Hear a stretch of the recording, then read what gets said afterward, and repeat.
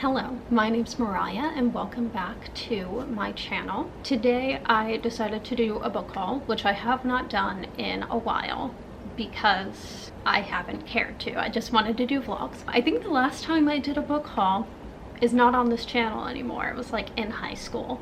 So it's been a while and there will not be any more book hauls for a while after this because it appears I have run out of space on my bookshelves and I need to slow down. So this is kind of a book haul to mark the commencement of a book buying ban.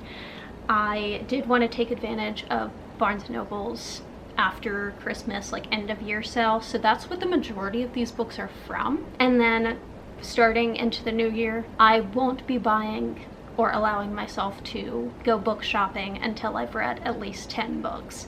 It's not necessarily one book per 10 books that I read, but I don't expect myself to buy 10 books in one go. That would be crazy unless I like really hit the jackpot at the Goodwill, because I do love book thrifting. That's where the majority, I think, of my collection has come from, but that does also contribute to it increasing kind of rapidly as I continue to find things. I love a good deal, but I need to create space before I can partake in a good deal once again. So that's kind of the gist of the rules I've set up for myself. I know there's a bigger conversation around like consumerism. I don't really want to get too much into that just because I don't know the details of what people are critiquing as far as that goes. I think the idea is just like buying stuff to buy it, and I understand that that's not great. I have a genuine interest in everything that I do purchase as far as books go. I don't get stressed out by the number of unread books that I have. To me, it's just a variety of things to choose from within my grasp. I still partake in my library, so I'm not really taking away from that. And I don't spend too much money on books. I'm not like buying stuff I can't afford. Again, most of what I get is not new. The stuff that I do get new is usually discounted, so there's not any sort of financial issue with how I personally go about doing things, but that's not to say that there isn't a larger conversation to have regarding overconsumption. That is to say, just disclaimers before I go into this book haul. As far as my book buying ban goes, I do have a couple of exceptions. One would be sequels.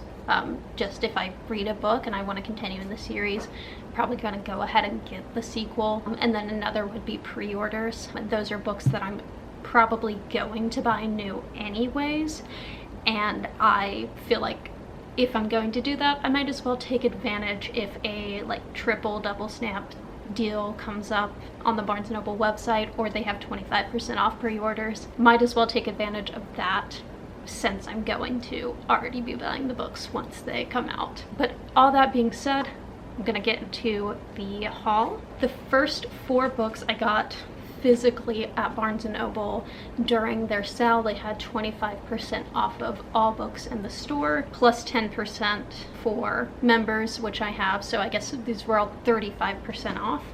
And I just picked up some paperbacks that I'd been wanting to read, and because their 50% off hardcover thing was going on online, so I ordered some of those as well, but these were on separate occasions. And the first book that I got physically at Barnes & Noble was The Raven Scholar by Antonia Hodgson. This is a 2025 release that I've heard nothing but good things about. It is a epic fantasy. It's very big. I do think it kind of goes a bit into the romantasy realm, but it does revolve around a competition between these scholars.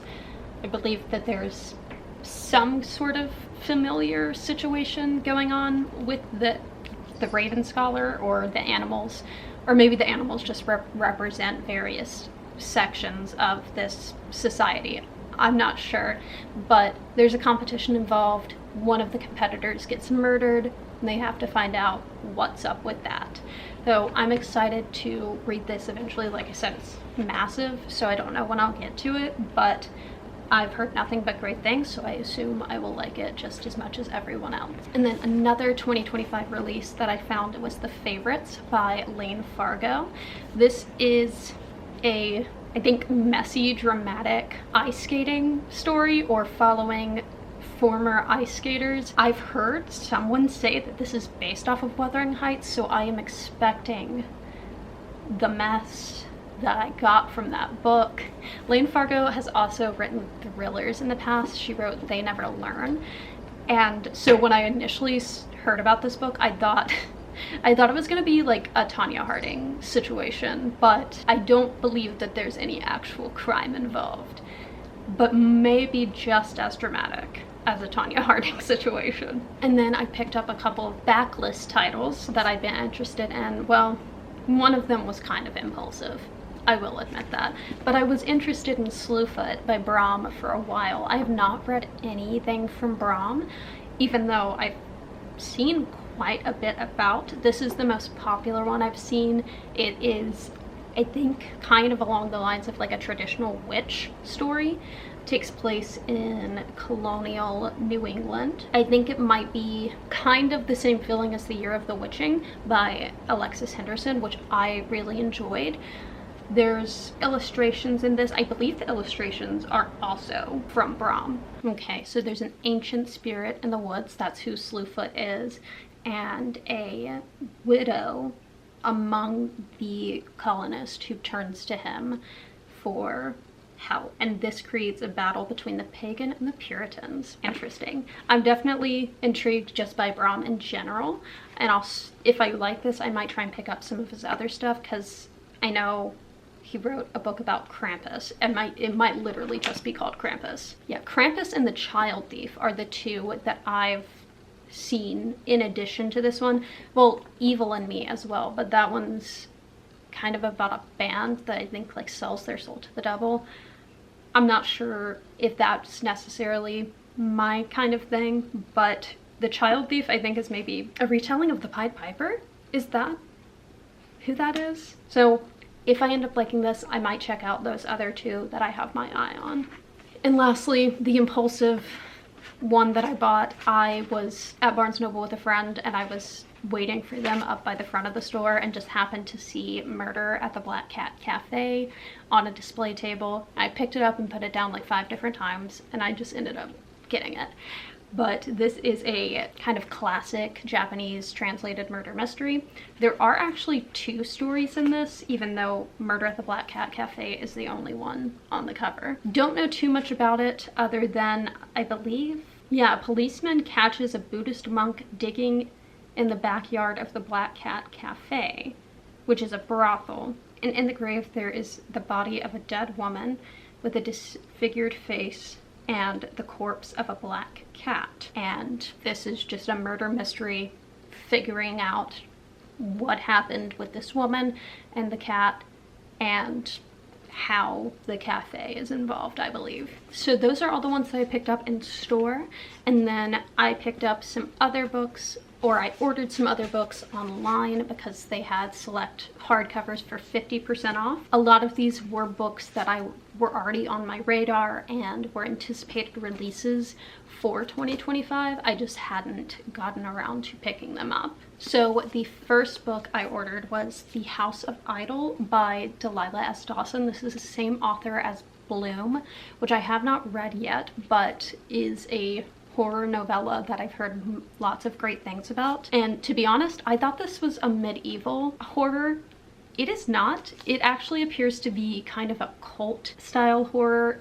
Takes place in Hollywood, and the cult is run by a band, and the main character of this book becomes kind of obsessed with one of the members of the band, and this being a cult, people start disappearing, someone turns up dead, and we're here to figure out the mystery behind the House of Idol. It does say something about suspecting that something malevolent lurks behind the cult that's grown around the band, so I wonder if there is actually a supernatural element in addition to just this being a cult. I haven't read Delilah S. Dawson yet. There's a little unicorn. So I don't know if that's the direction that she tends to go into, but I'm intrigued to find out. I've heard great things about Bloom as well as this one.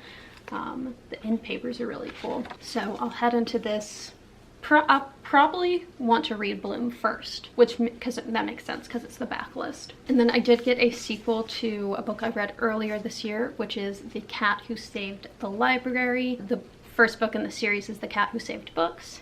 This is a companion. I believe we still have Tiger, the cat from the first book. Yes, gotta love Tiger. He's a sassy little man. And this one we follow Nanami Kosaki, who spends a lot of time at her local library, but then books start disappearing from the shelves and the staff of the library kind of dismisses her. That's when Tiger shows up, of course, and is gonna walk her through saving this library. And the synopsis does imply that we kind of see a bit of a follow-up to what happened to Rentaro from the first book, so that's nice. I don't know if we necessarily need it, but regardless, I did find the first book really fun, so I'm excited to get into this one, and hopefully it's just as lighthearted and fun of a time for me. Now this next one that I got was not an anticipated release, but it did come onto my radar at some point during this year, and it's When the Tides Held the Moon by Vanessa Vida Kelly, which this cover is literally just so gorgeous, and apparently the author did the illustrations for this book because there are little illustrations every now and then. They're very pretty as well.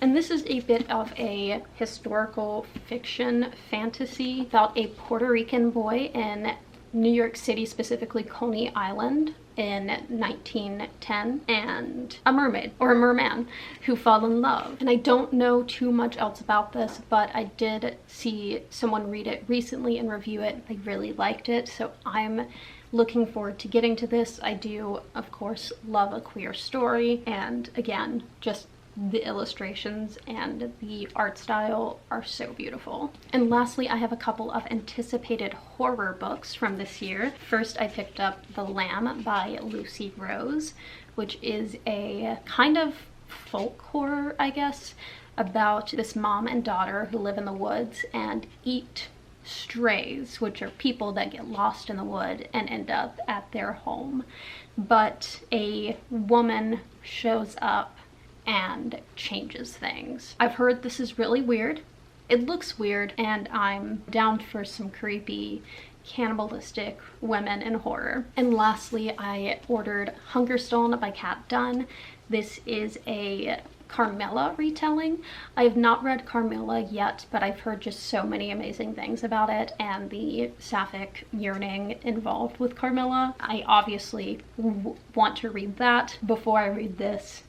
But maybe I'll do something where I read the source material and then the retelling in a book just to see how they compare. But this is a gothic horror about a woman in, I believe, Victorian times? No, the height of the Industrial Revolution, who is in a relationship with a man.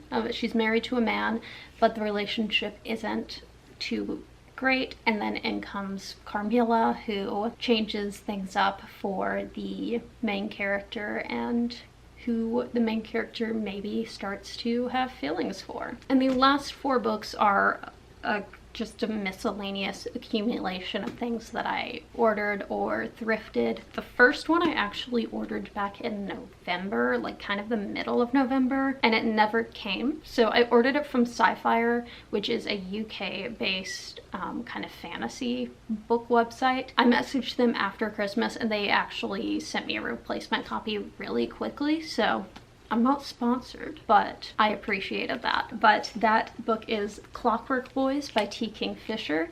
I did read Sword Heart earlier this year. I mentioned that I thought this might be connected to that, or at least within the same world. And I noticed that it was being traditionally published in the UK with these gorgeous covers. The US self-published covers are frankly ugly. So I wanted to order this one specifically, and there was like a 10% off code that I could use. I don't know too much about this other than it is T. Kingfisher, and I have really enjoyed everything I've read from T. Kingfisher so far. This is going to be, I assume, a bit of a lighthearted fantasy, and again, in the vein of Sword Heart, potentially in that same world with, I assume, automatons, because that's what the clockwork creatures were kind of described as in Sword Heart. I do also think this is one of her earlier works, so we'll see how it holds up to the newer stuff that I've read from her. The next thing that I got was off of Pango Books, and again, it's a situation where I didn't want the paperback because I think the cover is ugly. So I ordered the hardcover copy of Welcome to the Hunam Dong Bookshop by Huangbo Reum. I don't know if I'm saying that last name right. Huangbo Reum, which is a translated healing fiction from Korea, which 2024 was really popular and I heard nothing but great things about. I did do a video earlier this year, same one where I read The Cat Who Saved Books, where it was Japanese healing fiction, and I enjoyed everything that I read in that video, so I want to pick up some Korean healing fiction as well. I have also The Healing Season of Pottery, and this is about someone who is burnt out and just kind of goes and decides to do their dream job, which is to open a bookstore, and I believe it follows a lot of the patrons who come into that bookstore and how this shop becomes a bit of a refuge for various people from their various woes in life, which sounds really sweet, and I do think this cover is really cute. I'm glad I got this edition as opposed to the paperback, which is like this pastel storefront with a bicycle in front of it. I don't know. I just like the cartoon version better, I guess. And the last two books I found at the thrift store, they are completely different books from each other, but I found We'll Prescribe You Another Cat by Sue Ishida. This is the sequel to We'll Prescribe You a Cat, which I have not read, but I do own, and this was like $2 at the thrift store. From what I understand, this is about a clinic that people go to, and literally a cat is prescribed to help you out. I'm sure it's not for legit, like, serious medical issues, maybe more mental health related, but I haven't read the book, so I can't guarantee that. And lastly, at that same thrift store, I found The Shadow of What Was Lost by James Islington. This is the first book in the Licanius trilogy, and this is the same author as The Will of the Many, which I have not read yet, but again, in 2024, everybody loved it. I've heard good things about the sequel as well, so I'm interested to read that as well as his backlist titles, which this would be one of them. I read the synopsis. It sounds a bit complicated, multiple storylines going on, but we have a world that had godlike people or creatures that were overthrown, and in the aftermath of this war, we have a character who turns out to have some of that forbidden power from the people who were overthrown. There's a young man whose fate is entwined with the main characters, who wakes up in a forest covered in blood and with no memory of who he is, which is intriguing. And then in the far north, an ancient enemy begins to stir. So sounds like we got a lot going on. I have seen one person talk about this, Becca in the books. It wasn't her favorite, but from what she described, I'm still intrigued by the books. It is very big, so again, I'm not sure when I'm gonna get around to it, but I'm always open to a new fantasy series. But these are all the books that I have for this book haul. Again, this marks the beginning of a book buying ban for me, so I probably will not have another one or another book haul anytime soon. Maybe once this year is up, I can just do a cumulative book haul to show you everything that I've acquired after my rule of reading 10 books and then going book shopping. And hopefully I will also have more space on my bookshelves by the end of this year so that I can go thrifting whenever I like, as usual. But for now, these are the last things I will be buying for some time, and I'm looking forward to reading all of them. If you guys have read any of these and know or have any opinions, let me know in the comments. If there's anyone that you would like me to read first, let me know in the comments. But that is it for this video, and I will see you all in my next one. Bye!